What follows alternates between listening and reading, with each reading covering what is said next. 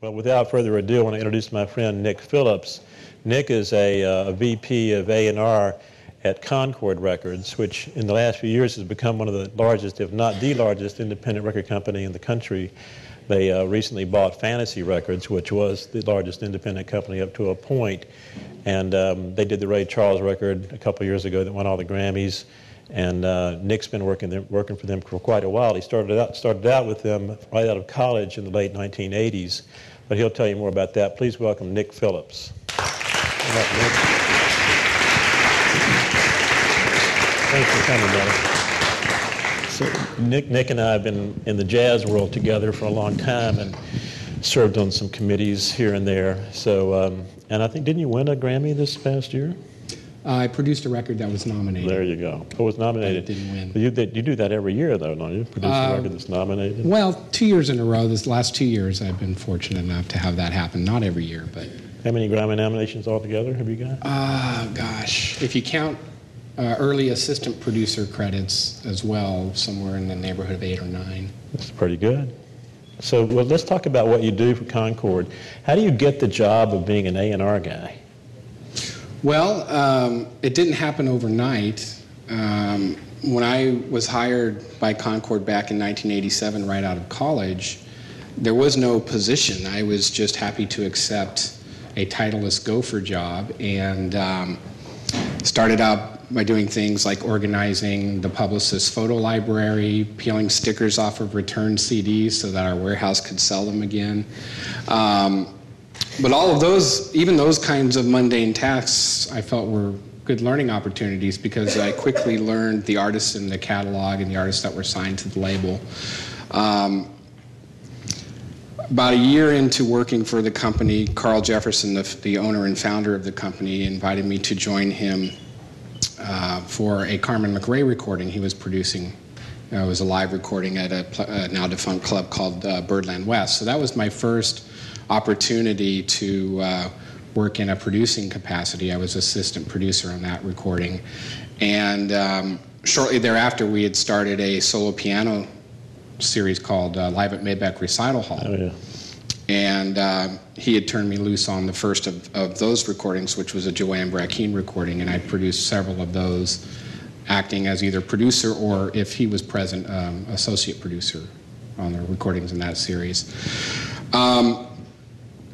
But I came into it with a music background. I was a music major in college. I got my Bachelor of Music in a music business program at University of the Pacific. So I'm not sure how it's structured here, but that particular major included fulfilling all the requirements that any conservatory of music major would have to fulfill in terms of studying music. And additionally, there were courses from the School of Business and Public Administration and courses specifically geared to the music industry. What did you play? I'm a trumpet player. Really? Yeah. You still play? I do. Not as much as I used to. I made a brief cameo appearance on Karin Allison's last record, which was nominated for a Grammy That's this year. a very nice record. You played on that? Yeah, I played the harmon mute trumpet thing on Footprints. I'll have to check that out. So, tell me more about your daily life at the company. Now you're dealing with the production of records all the way through. That's your main job? Well, we have several A&R people in our company now. We've grown from a company of about 15 or 20 employees when I first started working at the company back in '87 to around 160 employees. So it's a lot of growth through acquisition. Like you mentioned earlier, we had acquired the Fantasy company, all of its masters, which includes such great jazz labels as Riverside, Prestige, Pablo, Contemporary, Milestone. And at the end of 2005, we acquired Telarc, which, as you well know, is a great jazz, blues, and classical catalog with an active, ongoing recording program.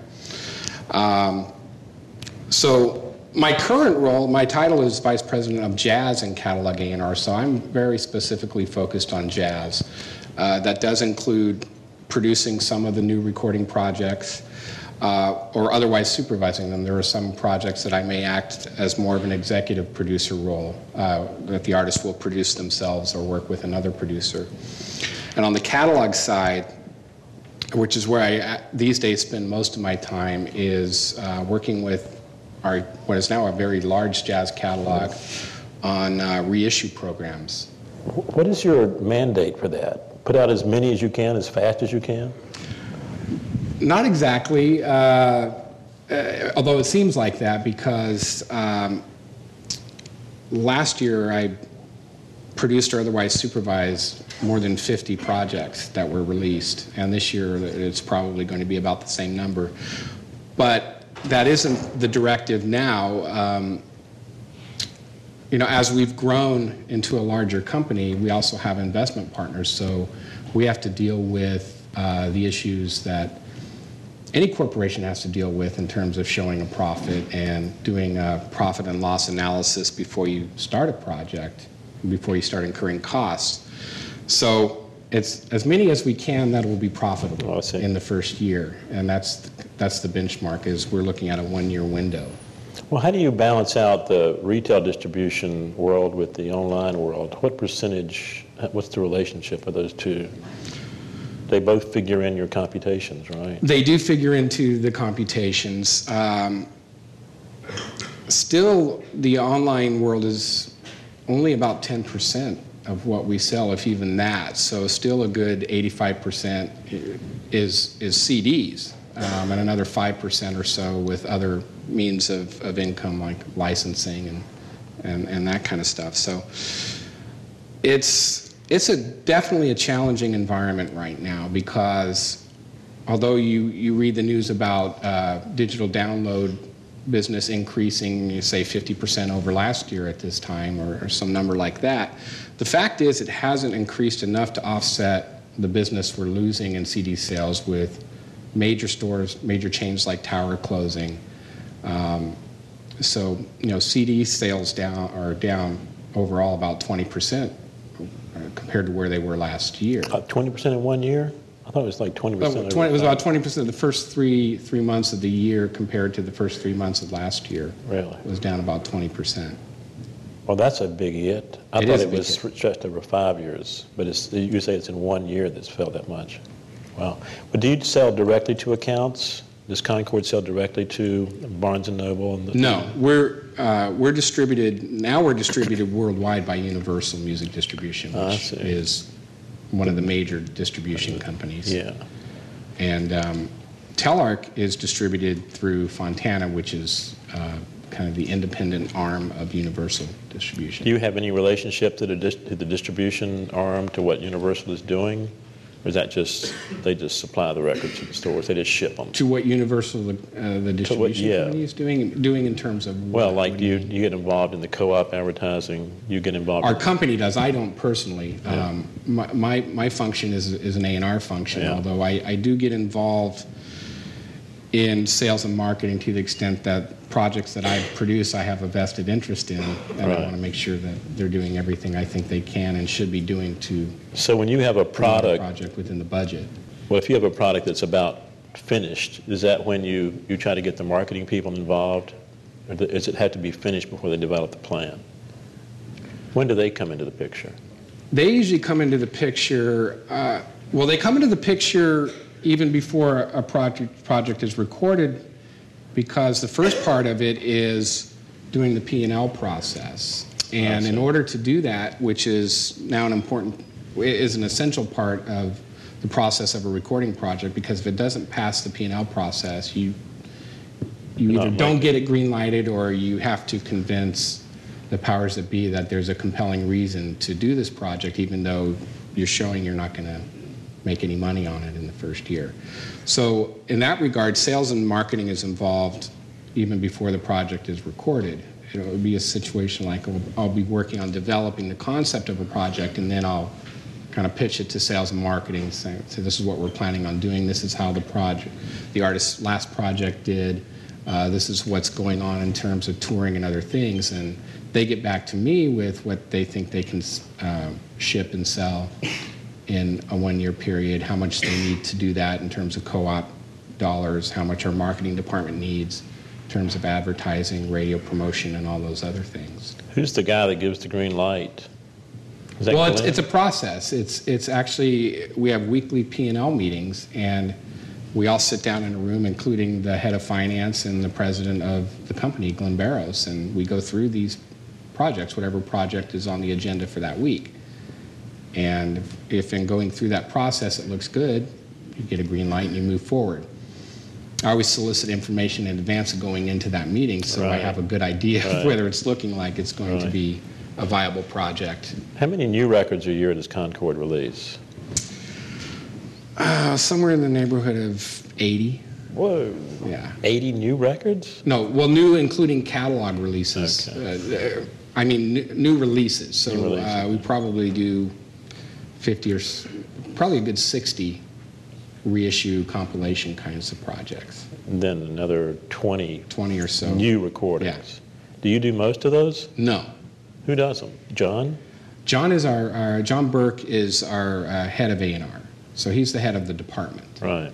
And he produces some of them. Independent producers, depending on the project, will get involved. Because we're much more than just a jazz company now. Right. Well, jazz is my area of focus, but with the Ray Charles record and other records like this new deal that we formed with Starbucks, a partnership with them to form the Hear Music label, we have a Paul McCartney record coming out. I heard about that. Yeah. How'd you get that So I'm done? not producing it. You're not. Too bad.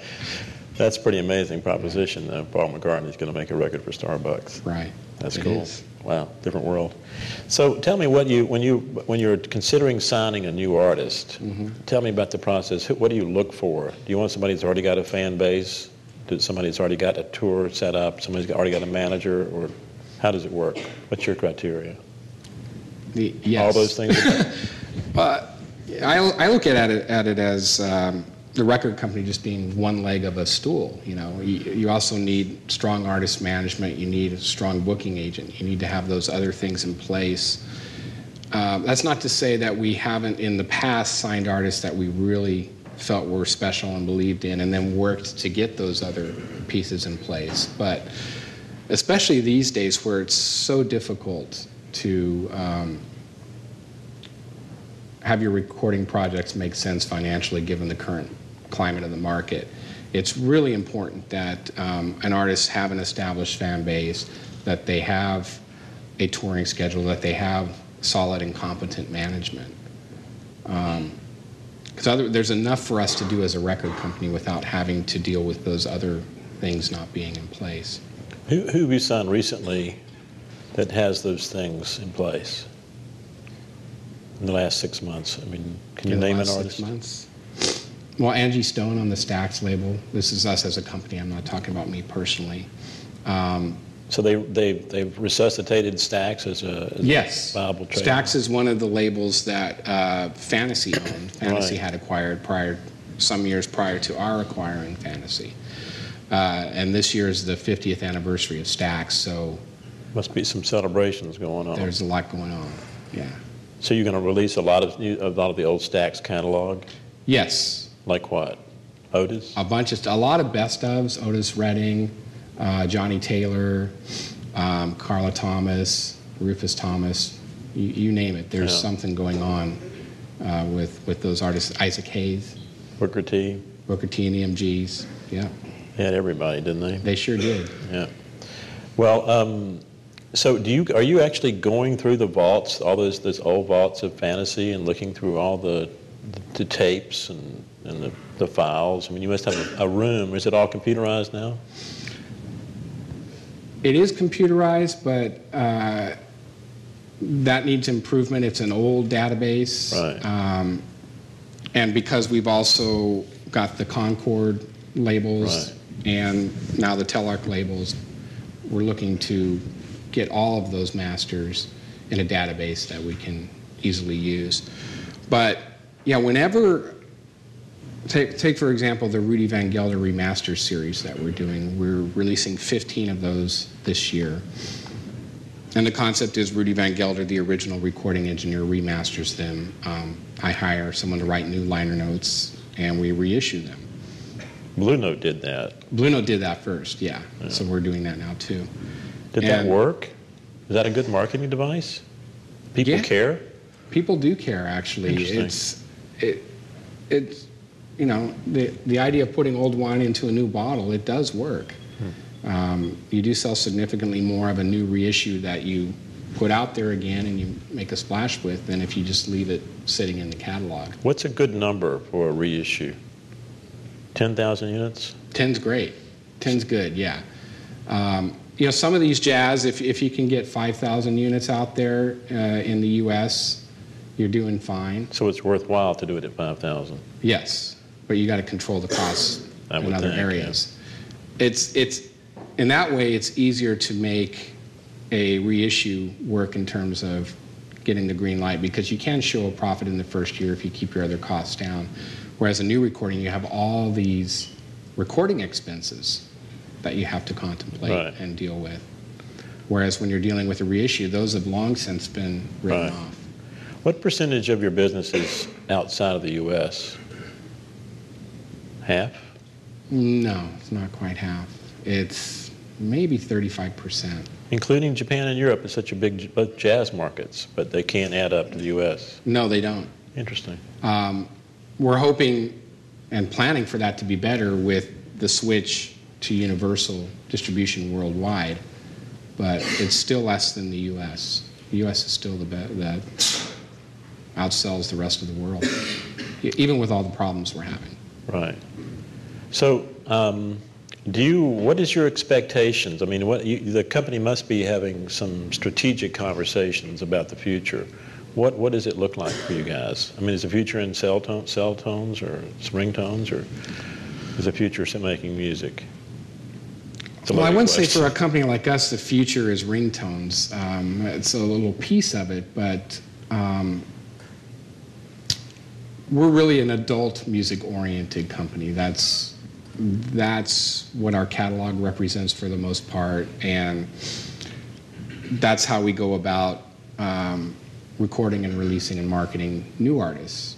We're not going for the latest teen hit. Well, that's just the 1960s. Yeah. Paul McCartney. So you're probably those people aren't those fans aren't teens anymore. You're going to expand, though, right? I mean, you're not going to just stay in that adult market, are you? Well, that's our focus. That's our focus. Well, now, when I say adult, that covers a variety of genres. Well, Stax, R&B. Yeah. Well, you don't depend on radio play to sell your records, right? It's a component. It depends on the project. Some of these R&B projects are, radio is an important component. Jazz projects, jazz radio is not a very significant marketing component in terms of what it does of its own volition to generate CD sales, but it's that in combination with other things working in synergy that makes jazz radio important. So also, as a story to tell, when you have a #1 jazz record at jazz radio, it may not be in of itself stimulating a whole lot in the way of sales, but the artist booking agent can say, we've got the #1 jazz record and all these other things that you can use that piece to communicate the story of success, helps market the record. Do you all sit around and figure out what you think may happen in 5 years, where the business is going? We're trying to. What's your conclusion? Where is it going? Is it all the internet?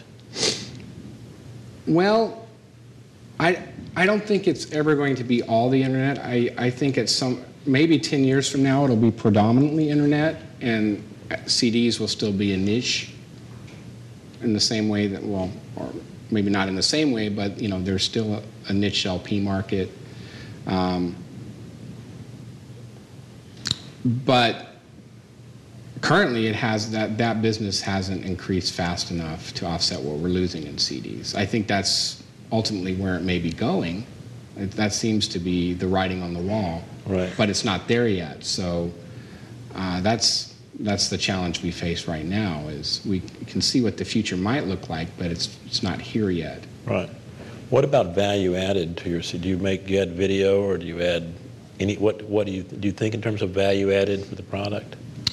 Yeah, well, certainly in terms of the reissues that we work on, wherever I can find an unreleased track, previously unissued track that's of high quality, I like to include it in the context of it having been recorded in the context of the rest of the material that's on a particular record.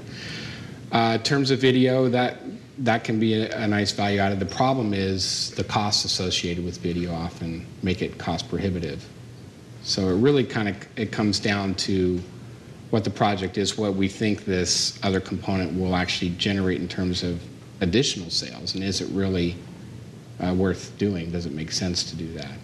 Do you have a YouTube channel? Do you have a MySpace account? I mean, how do you participate in any of those things?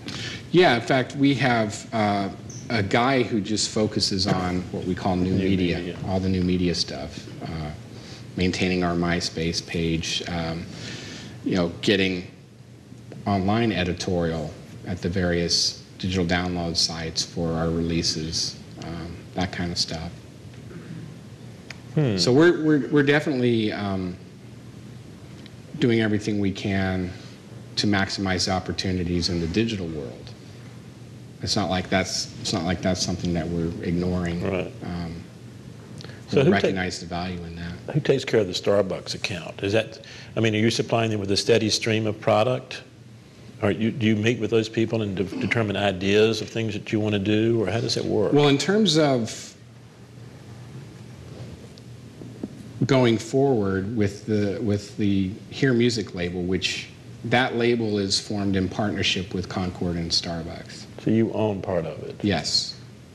So, and the Paul McCartney recording will be the first release on that label. Of course, the obvious advantage of that is anything that comes out on that new Hear Music label gets distribution in Starbucks stores. And the success of the Ray Charles record really demonstrated the value in that. How many records did they sell? For you guys through the stores? Well, it depends on the project. Ray Charles. The Ray Charles did over 8 million worldwide. 8 million? Not just through Starbucks. But still. But as I understand it, the deal was set up so that they had guaranteed that they would take 200,000 in to start. And I'm not even sure what they're up to now, but it's well beyond that. But the thing is that in addition to the sales at Starbucks stores, the awareness that it generates, even if people don't necessarily pick it up there, they go into Starbucks every day to get their latte. People aren't walking into Borders every day or Barnes & Noble every day or any other CD retailer every day or even visiting Amazon every day, but you do have people walking into Starbucks every single day. So the repeat impressions that you get from that kind of placement are phenomenal. You just don't have that kind of saturation at any other retail outlet that we deal with. What about your price points? Are you selling your reissues for a midline price? Yes. What is the retail price of an average reissue for you? Average reissue is $11.98. So they end up being sold for what in the stores? It depends on if it's in a sales program, it'll be down to like $9.98. Some retailers may mark it up a little. Some may sell it at $12.98. We can only suggest what the list price is. It's up to them to price it. Yeah, right. Well, how do you deal with the fact of so many record stores closing? If you lost Tower, you lost a major account, right? So it's a dwindling number of possibilities here. Is this not terrifying to the company in some sense? How are they going to deal? Terrifying? It's unsettling, to say the least. I'll take that. Tower was a very important account for us and any other company like us that has a deep catalog. You're right. Because you can't sell it in Walmart. Yeah, Walmart, Best Buy, they're not going to stock your deep catalog. Tower would, and since we have such a big catalog, they were a very important retailer for us. So. There's not that many accounts you can sell to, right? There's Barnes & Noble, there's Borders. And Borders, those are the main ones. And Amazon, of course. You have to look at Amazon as an account.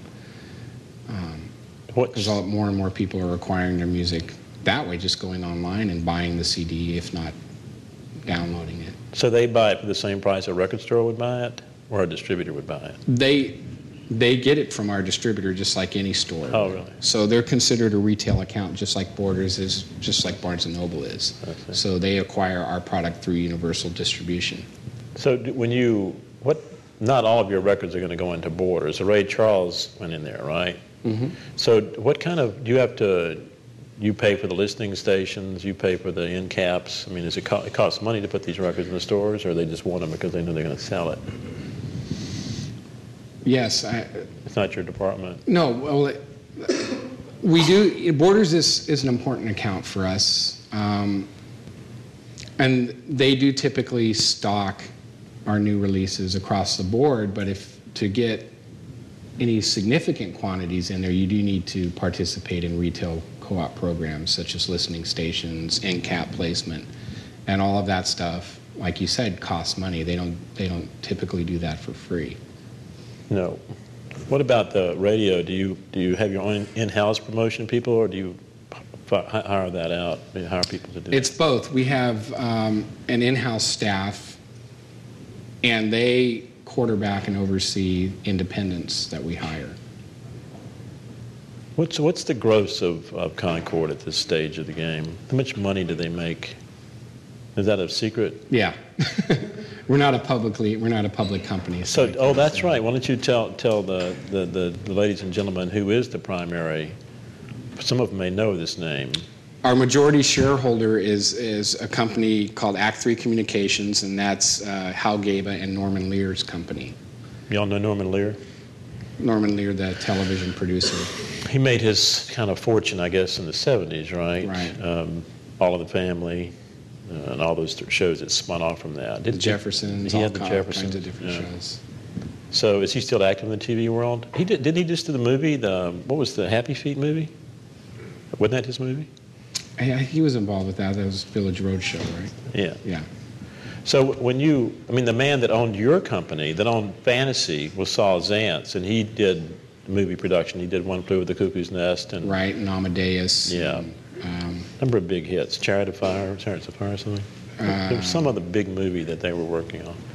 So what happened to all that? Is Saul out of the picture altogether? Saul Zaentz was the primary owner of Fantasy, right. And also Ralph Kaffel, who right. Ralph Kaffel was the one who really ran the record division. Right. So when we acquired Fantasy at the end of 2004, we acquired the master tapes in terms of the recordings, the publishing companies, and we acquired Fantasy Studios. Saul Zaentz kept his film companies. Right. We didn't acquire the film companies, and we didn't acquire actually the building that we're in. Really? Right. So we're leasing space in that building. And is Ralph still running the company? No. So who's there in Berkeley that's running that company? Well, I'm in the Berkeley office. I mean, Glenn Barrows is running the company. But he's in L.A., right? In other words, it's all part of Concord Music Right. Group, and Glenn Barrows is the president of Concord Music Group. Right. We still have a staff in Berkeley, and as well as the studios and the staff that goes with the studios. Right. I'm based in the Berkeley office, even though I've been a longtime employee of Concord, not Fantasy per se, but I was Bay Area based before we acquired Fantasy, yeah. So I conveniently moved into the Fantasy building after that happened.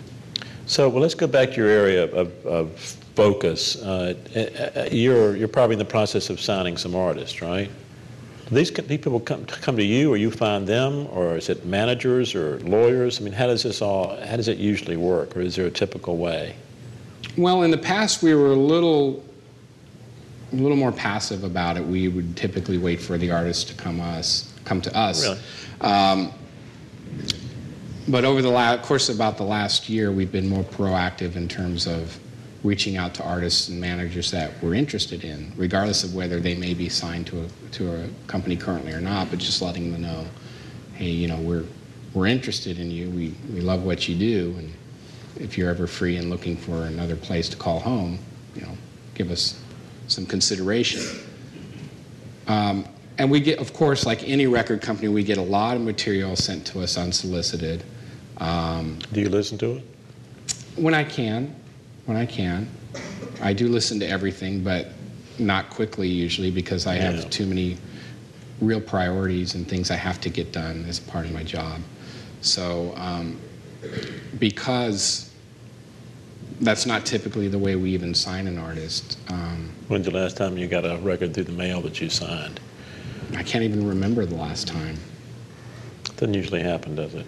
No, it's and also, at least in jazz, it's so rare to have somebody come completely from out of nowhere. They've usually done some kind of apprenticeship, if you will, with other jazz players, and you become aware of them as a side artist first. And so, yeah, that's really kind of an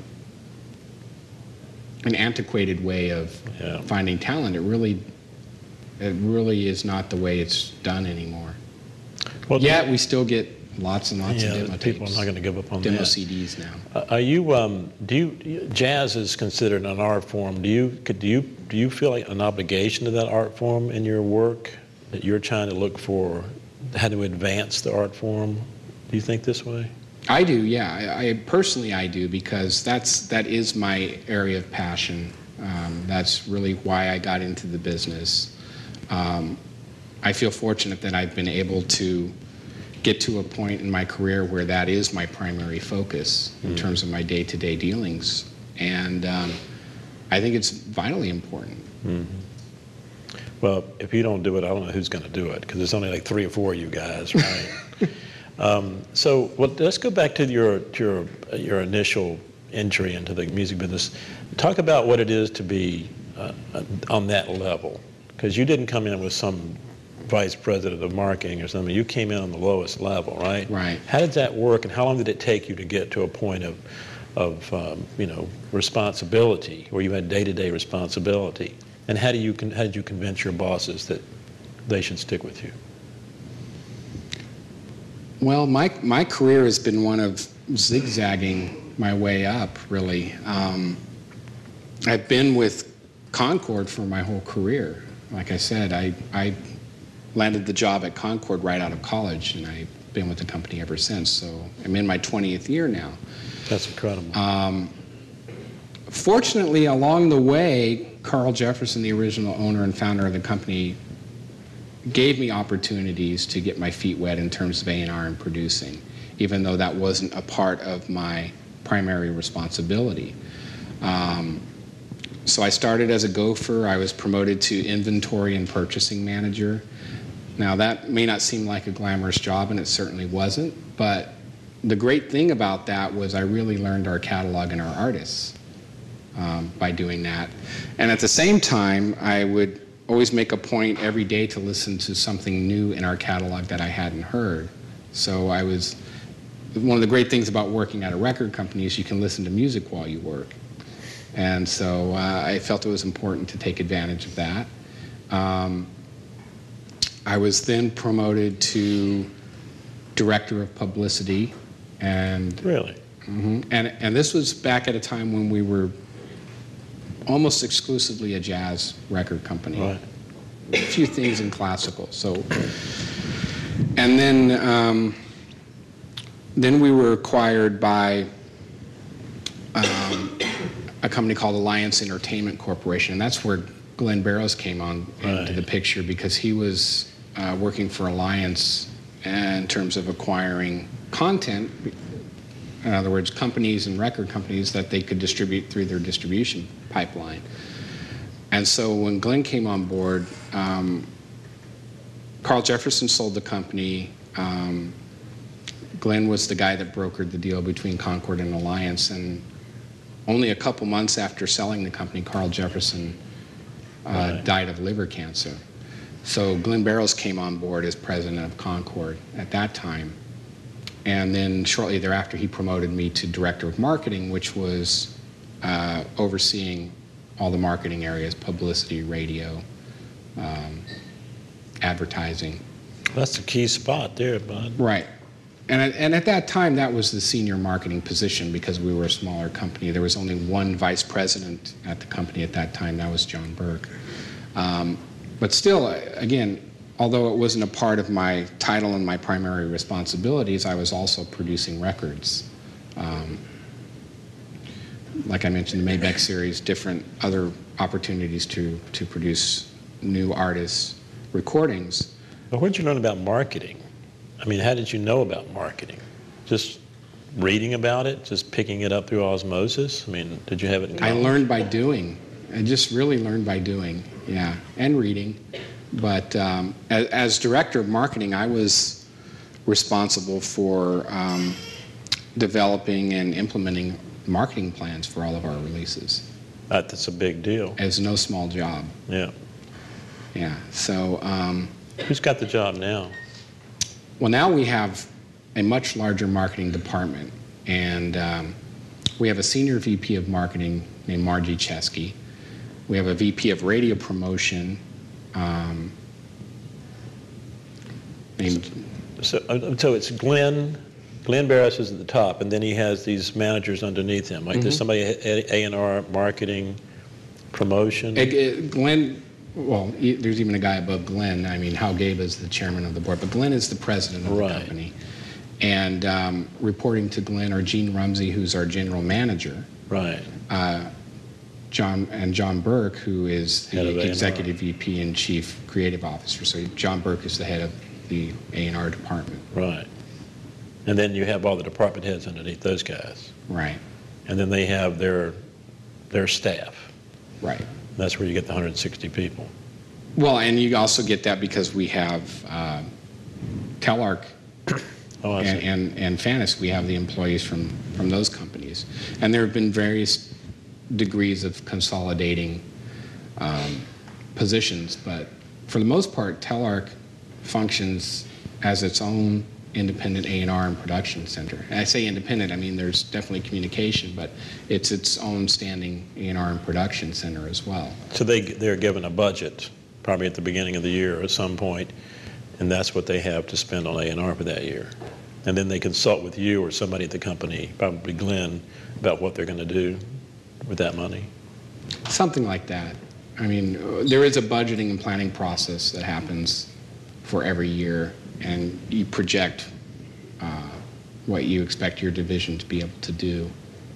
What's the thing that you think that the Fantasy needs to get, that Concord needs to get better at?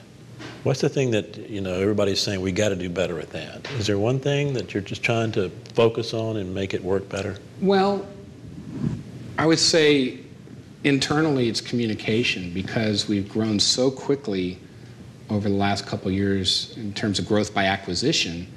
So Concord Music Group is now comprised of 3 different entities that we're trying to run under one corporate umbrella. And so while the focus and attention was on growth by acquisition, now I think it's vitally important that we focus on bettering communication in our company, and especially since you have companies that represent 3 different corporate cultures and 3 different ways of doing things. That's a challenge and an important thing that we need to address. Interesting. Well, if somebody, does Concord take interns? We do. How does one go about, is there a website, or you call someone on the phone, or how does it work? Call HR? Usually it's HR. We also have a lady named Rebecca Deshpande that coordinates our internship program, and she's in our Los Angeles office. How many people do you take? She probably takes 10 or so at a time. I see. And the way she has it set up is typically they get to rotate departments. So they'll spend 2 or 3 weeks in A&R and maybe 2 or 3 weeks in marketing. What a great deal. Yeah. Well, what kind of advice would you have to some of these people here that want to go into this business and maybe even working for one of those internships? What would you tell them? What's the thing they should be most aware of, they should be most careful about, most focused on? Well, I would say, and this is just based on my own experience of how I started out, which was a job without a title, and it was really a gopher job, just doing whatever anyone wanted me to do, is to really do that not only enthusiastically, but to really, even in the most mundane tasks, try to see what you can learn from that and how you can use that to your advantage in terms of ascending in your career in the music industry. What are the people that the boss is going to be looking for in a young intern? Enthusiasm, conscientious, thoroughness, what? All of those things. I think also the ability to think things through and make decisions. I think it's important for an intern or an entry-level position person or anyone in a company, if you're going to your superior, whoever that may be, your boss, maybe it's the person overseeing you in the internship, if you have a problem or a question or an issue, come with some answers of your own, some potential answers of your own that show that you are thinking the situation through and that you're not just looking to someone else to provide the answers for you, but that you are doing the work to get the answers yourself. Being proactive in terms of solutions to problems. Is this a 9-to-5 gig? Oh. No, on a day when I don't have anything other than going into the office and doing my desk work, I'm usually in the office from 10 to 12 hours a day. Usually 10. I mean, I usually get in at 9 and go home at 7, plus my commute. That's just a normal day. And the weekends, you're out listening to music? Yeah, well then that doesn't include the evenings that you're going out and hearing music, or the weekends, or the time when you are working on a recording project. As you well know, those are very long days, and they include weekends and late nights, and you do whatever you need to do to get the job done. What's your role as a producer? How do you see yourself? I mean, because as a jazz producer myself, sometimes you can have more to say than other times. Yeah, and that's a good point, because it really depends on the artist and what their strengths and weaknesses are. Some artists may need more help and guidance in terms of planning the record before you get into the studio, in terms of what's the concept, or is there a concept, what's the repertoire, who are the best musicians for this project. And in other cases, the artist may have a very clear vision of what they want to do, and it's just a matter of doing everything you can do to help make everything go smoothly, and taking care of the logistics that they may not want to take care of themselves. And really importantly, being a pair of objective ears in the studio. I think there's a natural tendency for any artist or any musician to kind of focus mostly on what they're doing and what their thing is, what they sound like in a particular context. As a producer, I look at my role as being a more global view. How does it sound, not only musically but sonically, not just the leader but the side artists? How's the balance? How is it really a great take? It may be a great take by the lead artist, but if one or the other of the sidemen maybe are not playing up to their best. So just really guiding the whole process with objective ears, I think, is important.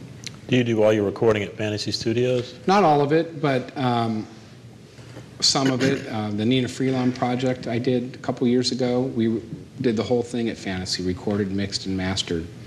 Karin Allison's last record we recorded in New York, because Karin's based in New York and the musicians she was using on the project are based in New York, so it made better economic sense to just fly me to New York than to fly everyone else out to Berkeley. But so we recorded in New York, and then we did some vocal re-recording in Berkeley and mixed and mastered in Berkeley on that particular project. Do you have an engineer that you work with almost all the time? Well, in New York, I like to work with Josiah Gluck. I've been working with him for several years now. He's also one of the house engineers at Saturday Night Live. Right.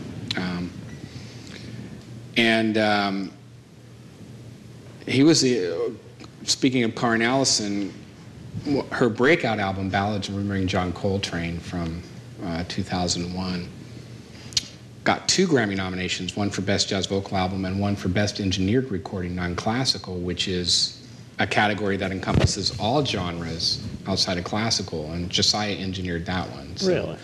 it's a pretty remarkable achievement, I think, for an engineer to get nominated for a jazz record in that category.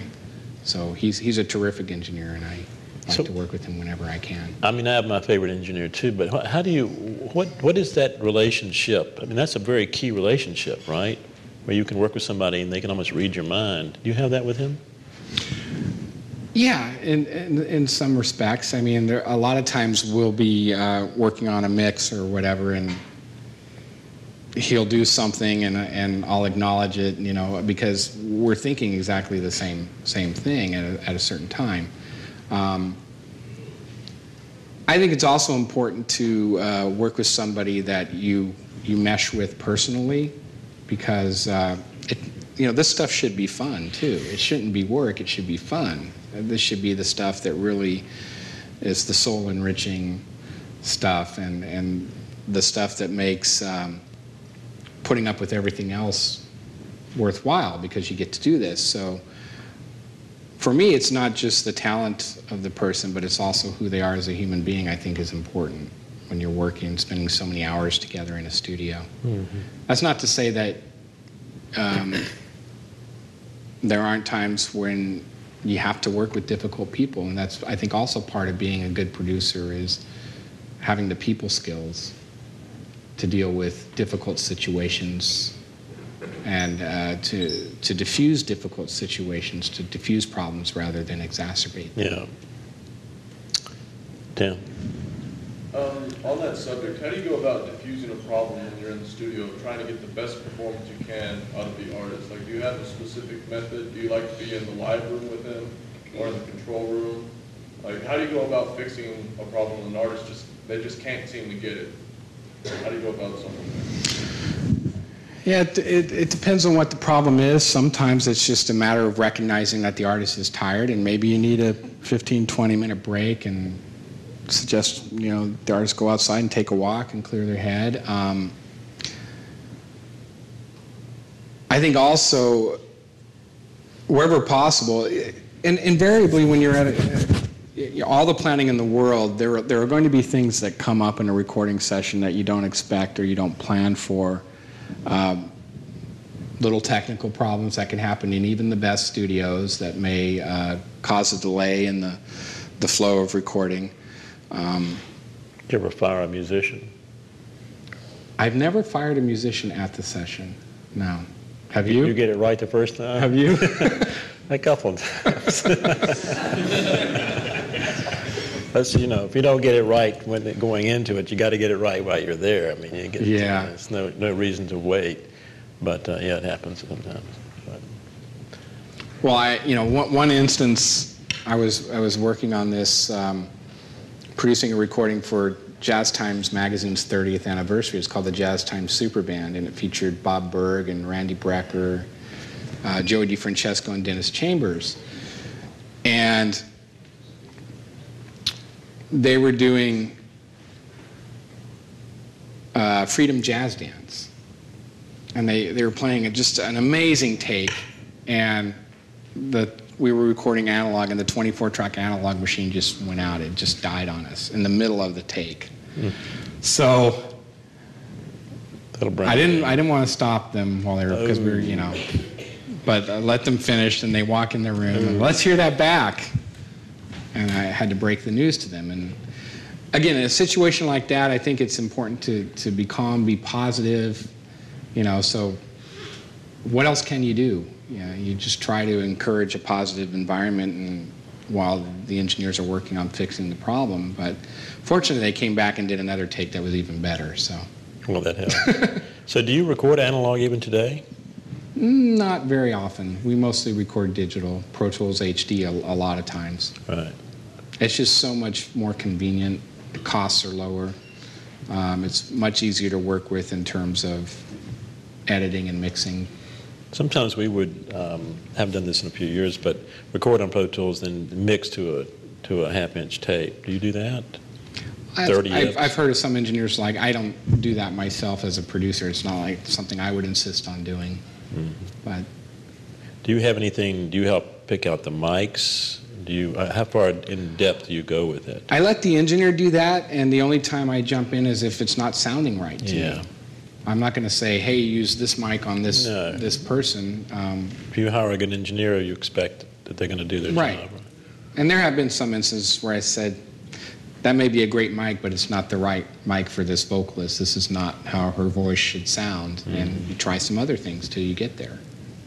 You said earlier that when you're producing, you sit there and you try to listen with an objective ear. Can you tell me what an objective ear is? What I mean by that is typically each musician on the project, even though you're hearing everything, when they're listening to a playback, they're kind of more focusing on their role and what they're playing. And when I say an objective ear, listening to the whole take as a complete entity, also listening sonically. Does it, it may be a great performance, but are there any problems with how it was recorded or how it's being recorded that we need to adjust? So all of these things I'm listening for is, is a musician out of tune over here, or somebody do something over there that detracts from what the singer's doing. All of those kinds of things. Okay. I mean, it's not entirely objective. It's also going through my own subjective filter too. But I like to think that the subjective filter of a producer is a little more objective than any other individual, perhaps in the recording process. I kind of liken it to being the first audience, and you get to hear it first, and you can just respond to it. Does this give me goosebumps? Do I like this? Right. What do I think? And then you can open your eyes and actually try to do something about it. Right? It's pretty cool. Well, I think it's about time to go. So thank Nick Phillips for coming. Thank you. Appreciate you making the trip, by the way. Appreciate it.